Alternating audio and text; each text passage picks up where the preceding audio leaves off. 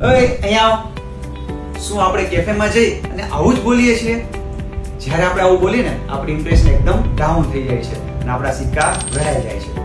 તો કેવું બોલવું જોઈએ ચાલો આપણે શીખીએ. જ્યારે આપણે કેફેમાં એન્ટર થઈએ ને ત્યારે આપણે પૂછીએ કે ભાઈ ટેબલ કોઈ ખાલી છે? તો ત્યારે આપણે બોલીશું do you have a table free? પછી આપણે વેઇટરને બોલાવીશું એક્સક્યુઝ મી પ્લીઝ.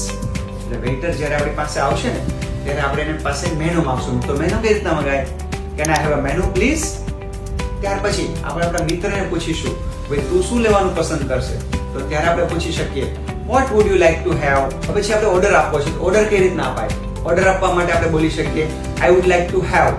પછી જે વસ્તુ મંગાવવાની હોય એ બોલી શકીએ. For an example I would like to have espresso coffee and green cheese pasta. પછી આપણે મસ્ત જમી લીધું પછી આપણે એની પાસે બિલ માંગીએ can I have the bill please?